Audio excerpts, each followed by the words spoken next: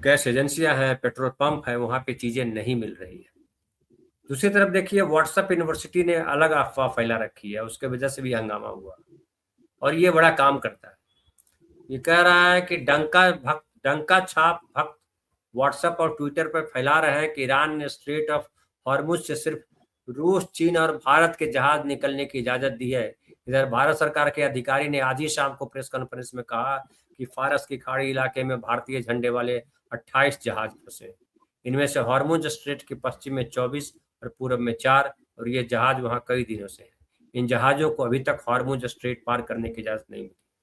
ये बाकायदा कई मंत्रालय के ज्वाइंट प्रेस कॉन्फ्रेंस में कहा गया प्रफुल्ल भाई। लेकिन दिक्कत ये आ गई है कि हमारे यहाँ जो गटर मीडिया है वो अपनी भूमिका में लगा हुआ, व्हाट्सएप यूनिवर्सिटी अपनी भूमिका में लगा हुआ है, संसद चल रही है, संसद में जहां स्पष्ट बताया जाना चाहिए कि सच क्या है, सच नहीं बताया जाता है। और राहुल गांधी जब सवाल उठाते हैं, सच कुछ रखते हैं, तथ्य रखते हैं, तो कहा जाता है कि नोटिस नहीं दिया आपने, नोटिस पर ही बोलेंगे।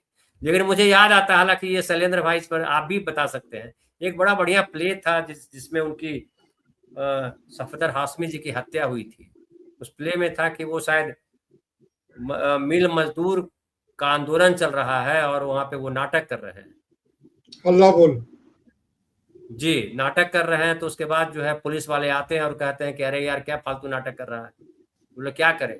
बोला कोई रोमांटिक नाटक कर। बोला ठीक है, रोमांटिक नाटक करने जाते हैं तो वो लड़की वहां पूछती है कि अब जल्दी से शादी करो, मम्मी पापा बड़ा दबाव डाल रहे हैं। लड़का कहता है कि जो है कर लेंगे शादी, हड़ताल तो टूटने दो। बोला हड़ताल कब टूटेगी? तो अभी मालिक से बात चल रही है, वगैरह वगैरह। तो फिर उसी मुद्दे पर आ जाते हैं। वही हाल संसद में राहुल गांधी कर देते हैं। और लोकसभा अध्यक्ष, हालांकि मुझे बड़ा अफसोस है कि यह अविश्वास प्रस्ताव तो विपक्ष ने लाया, लेकिन कहा कि बड़े सज्जन आदमी हैं ओम बिड़ला जी, और ओम बिड़ला जी इतने अच्छे आदमी हैं कि उनके खिलाफ अविश्वास प्रस्ताव लाते हुए बहुत दुख हो रहा है। अरे बहुत दुख हो रहा था तो वो तो किसके हिसाब से चल रहे हैं प्रफुल्ल भाई? जी, असल में देखिए ऐसा हो रहा है कि जब स्पीकर का पद जो इतना महत्वपूर्ण होता है, इसीलिए होता है कि जर्मनी का अनुभव है, स्पीकर के ताकत के हवाले से, स्पीकर के माध्यम से किस प्रकार तानाशाही को खड़ी करने में मदद मिलता है। हमने साफ साफ स्पीकर की तानाशाही देखी। ये बोलते हैं जिस विषय पर नोटिस दिया है उसी पर बात करना होगा, तो नोटिस किस विषय पर है? स्पीकर साहब स्पीकर हाउस में बोलते क्यों नहीं? तो क्या जो नोटिस दिया है उसे ही पढ़ देना पर्याप्त होगा, या उसके पक्ष विपक्ष में कुछ बातें रखने की भी जरूरत होगी? तो ये तो कोई मतलब ही नहीं है। इसलिए इनको जिन लोगों ने अच्छा कहा, उन्होंने ये कहा कि व्यक्तिगत वे अच्छे हो सकते हैं, लेकिन पता नहीं क्या क्या कॉन्ट्राडिक्टरी बात कह रहे हैं। अरे काहे का वो अच्छा व्यक्ति जो अपने पद की गरिमा नहीं रखता है, जो अपने पद की भूमिका नहीं निभाता है, उसको अच्छा कहते हैं? वो अचार डालिए क्या अचार रख करके? नहीं, लेकिन वही बात है, व्यक्तिगत अच्छे हों बुरे हों उससे क्या लेना देना है। लेकिन मामला ये है कि उनका आचरण संसदीय मर्यादाओं के अनुकूल नहीं है। वहां जो उनके जो सांसद है सत्ता पक्ष के, वो उनको स्कूल का हेडमास्टर बनाते हैं, बताते हैं। वे अपने आप को स्कूल का कभी स्कूल का हेडमास्टर समझते हैं, कभी अपने आप को जेलर समझते हैं। ब्रिटिश जमाने का वे सरकार की तरफ से काम कर रहे हैं, इस तरह की बातें करते हैं जैसे लोग उनके रहमो करम पर वहां एडमिशन करने के लिए आए हैं। बोले हैं स्पीकर का काम सिर्फ ये विषय निर्धारण नहीं होता है। स्पीकर का काम होता है कि जो जनप्रतिनिधि अपने इलाके की या अपनी समस्या को रखना चाहता है उसे संसदीय भाषा में रखने दिया जाए, न कि उसे नियमों के हवाले से इतना बांधा जाए कि वह कौन सी नियम को तोड़ रहे थे। संसद के नियम क्या आसमानी है? ये सब बातें नहीं है। हम एक बहुत कठिन दौर से गुजर रहे हैं। एक बार भी कहा, दूसरा कोई भी स्पीकर होता तो प्रधानमंत्री को सम्मन करता कि सदन चल रहा है, आप कहाँ हैं। अगर प्रधानमंत्री को सदन में बुलाने के लिए या उनके सदन में उपस्थिति की कामना विपक्ष को अलग से करनी पड़े तो भारी मुश्किल है। ये कॉन्स्टिट्यूशनल वैकेंसी को लेके चल रहे, विश्वास मत जीत करके, लगता है विश्वास मत तो होता नहीं है, लेकिन रिमूवल का प्रपोजल जो था वो टर्न डाउन हुआ। तो टर्न डाउन होने के बाद ये लगता है कि इनको और लाइसेंस मिल गया है, लेकिन मामला यहीं तक सीमित नहीं है। देखिए ये जो है ना प्रोपेगेंडा, पावर, पैनिक कब होता है? जब ट्रस्ट डेफिसिट होता है, जब लोगों की सरकार की बात पर, व्यवस्था की बात पर लोगों का यकीन नहीं रहता है, तो पैनिक होता है। आपकी विश्वसनीयता नहीं है, लोग लाइन में खड़े हुए हैं, वहां जाकर के कोई अधिकारी कहे ना कि गैस की किल्लत नहीं है, जो लोग सिलेंडर लेके लाइन में खड़े हैं, वहां जाकर के एक साधारण स्तर सरकारी कर्मचारी अपने को घोषित करते हुए या सरकारी लिबास में, वर्दी में जाकर कहे कि नहीं नहीं जी, गैस की कोई किल्लत नहीं है। हम तो किल्लत और जिल्लत दोनों के भोग रहे हैं, सरकार स्वीकार क्यों नहीं करती है? तो पॉलिटिक्स को पुलिस के हवाले से हर कोई पुलिसिया आचरण कर रहा है, लग रहा है कि जेलर साहब है। तो एक तो ये बहुत बात बिल्कुल सही नहीं है। दूसरी बात, जहां तक अंतरराष्ट्रीय स्थिति की बात है, तो खामनेई ने बिल्कुल साफ साफ कह दिया है। देखिए यहाँ दो तरह की चीजें चल रही है। अमेरिका जो खेल खेल रहा है उसको हम लोग शुरू से ही बता रहे हैं कि वो पावर ऑफ एम्बिग्विटी है, दुविधाओं का आयुधीकरण है। तो पावर ऑफ एम्बिग्विटी है, लेकिन ईरान जिसको फॉलो कर रहा है वो इस्लामिक क्लैरिटी है। इस्लाम में जैसे साफ साफ बात कहने की जगह है, वहां वैसी व्याख्या की जगह नहीं है। इसलिए मैं उसे कह रहा हूं उसमें इस्लामिक क्लैरिटी है, इस्लामिक अस्पष्टता है। और ये जो कह रहे हैं ये अस्पष्टताओं के माध्यम, सुबह कुछ कह रहे हैं, शाम कुछ कह रहे हैं। आखिर किसने इतनी बड़ी खबर चला दी कि भारत के जहाज छोड़ दिए गए हैं और लोगों में इस तरह की बात हुई कि हाँ ऐसा है? ऐसा तो कुछ नहीं है, और खंडन इसका आ गया। तो प्रोपेगेंडा कौन फैला रहा है?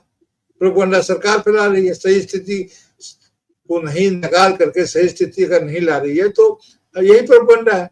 लेकिन इसने क्लियर कट संदेश दे दिया है, उनके जो नए अभी सुप्रीम कमांडर हुए हैं मुस्तफा खामेनी, और उन्होंने निश्चित रूप से कह दिया है कि अमेरिकन बेस समाप्त करो।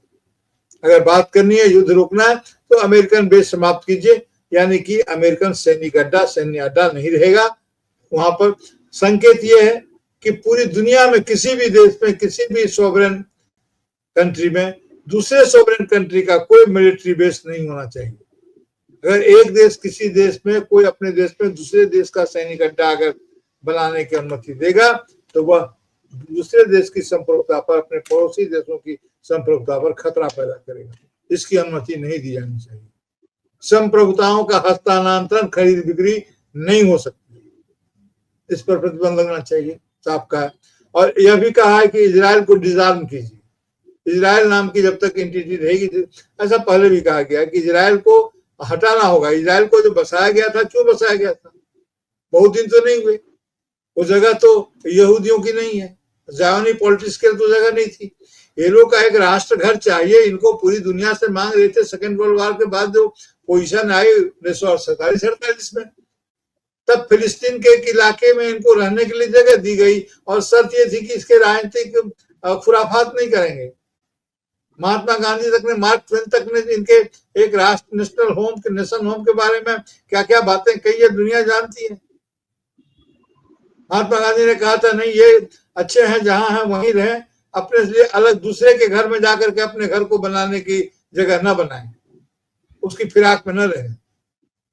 लेकिन किया गया, अरब में ये दिया गया। दूसरी विश्व युद्ध के बाद की जो परिस्थितियां थी, उसी समय में तेल का संकट भी था। तो ब्रिटेन ने सोचा, जब उसका उपनिवेश खत्म हो रहा था, तो उसने सोचा कि मध्य पूर्व में, चूंकि उसको तेल का भी पता चल गया था, अपना एक कोतवाल रहेगा। बाद में इस कोतवाल को अमेरिका ने अपने नियंत्रण में ले लिया, और अब कोतवाल को लेकर के अमेरिका और इंग्लैंड काफी आपस में जूझते रहते हैं। जब से नेतन्याहू जी आए हैं, तब से सीधे पता नहीं है कि क्या, किस काल में बात करें इन पर, पता नहीं, बहुत से दिख तो नहीं रहे। लेकिन जो भी है, नेतन्याहू जब से आए हैं, तो नेतन्याहू जी बेंजामिन, तब से इन्होंने ट्रंप साहब की इनकी जोड़ी बन गई है। वो पिछले टर्म से लेकर के और सेकेंड टर्म में बीच में जरूर कुछ थोड़े से खामोश कर रहे थे, थोड़ी सी लड़ाई अपनी लड़ रहे थे, क्योंकि जानते थे कि उनको रोकने वाला कोई उस तरह से है नहीं। तो ऐसी स्थिति में अगर दुनिया फंसी हुई है, तो गैस की किल्लत अगर नहीं है, तो इतनी दामें क्यों बढ़ रही है? हाँ, एक बात हमें यह भी, मैं मानता हूं सुनील सर, कि यह बात जरूर है कि अगर किसी चीज की कीमत बढ़ने का अफवाह होता है तो इसका लाभ भी कुछ लोग उठाने की कोशिश करते हैं। अभी वैसी विकट स्थिति आई नहीं, लेकिन फिर भी आपने दाम बढ़ा दिए। समोसे की कीमत 8 से 10 रुपया 12 रुपया हो गया, चीजें डबल हो गई, भाड़ा बढ़ गया। अभी सुना मैंने कि सिगरेट बीड़ी पीने वाले जो लाइटर रखते हैं उस लाइटर में रिफिल करवाने का दाम बढ़ गया। तो आपदा में अवसर सभी लोग खोजते हैं, और इसे अगर राष्ट्रीय नीति बना दी जाएगी। प्रफुल्ल भाई, गैस सिलेंडर जो कमर्शियल है वो 100 रुपया बढ़ा है, लेकिन जो खाना होटल में मिलता है रेस्टोरेंट में उस पर 1 रुपया तो बढ़ेगा नहीं, या 10 पैसा तो बढ़ेगा नहीं, तो बढ़ाएंगे कम से कम 10 रुपया। तो सोचिए आम आदमी का कितना लाभ है। हाँ, वो तो होता ही है ना। जब पेट्रोल का थोड़ा सा दाम बढ़ता है तो इधर बाकी परिवहन पर दाम बढ़ जाता है। तो ये बात सही है, लेकिन इसको रोकेगा कौन? अगर पैनिक नहीं, अगर चीजों की किल्लत नहीं है, सुनील सर ठीक ही कह रहे थे, हमारे पास तो भंडारण की क्षमता ही नहीं है। पहले भी हम लोग इस बात पर बात कर चुके हैं कि भंडारण कैपेसिटी बढ़ाने के लिए हमारे पास कोई कोशिश ही नहीं की गई और हम आश्रित रहे। तो नतीजा ये है कि हमारे सामने है नतीजा, और दुर्भाग्य ये है कि ऐसे समय में हमारे जो प्रधानमंत्री हैं ये देश को मुखातिब ही नहीं है। जिस देश का प्रधानमंत्री उससे मुखातिब नहीं हो, उस देश की किस्मत का क्या कहिएगा? वो देश कहाँ? निशिकांत दुबे उनके रिप्रेजेंटेटिव है, वही जो कहते हैं वही प्रधानमंत्री कहना चाहते हैं। तो वही बात है कि निशिकांत दुबे जो कहते हैं और वो जो कहते हैं, अब हम क्या बताएं कि क्या होने से क्या होता है। कुछ लोग कहते हैं कि ऐसा होता है तब ऐसा होता है, तो ऐसा होता है। चलिए बहरहाल उसमें बात नहीं है। होर्मुज की वर्तमान स्थिति बनी रहेगी और उसको ईरान छोड़ेगा नहीं। अंतिम बात ये कह रहा हूं कि अमेरिका में जिस ढंग से पैनिक है, यानी कि ट्रंप में जिस ढंग से पैनिक है, अब विरोध कर रहे हैं लोग, उसको बार बार कह रहे हैं कि हमने युद्ध को समाप्ति के कगार पर पहुंचा दिया है। तो मुझे तो इसमें संकेत दिखता है कि जिस प्रकार द्वितीय विश्व युद्ध को समाप्त किया गया था, कहीं अमेरिका इस फिराक में तो नहीं है।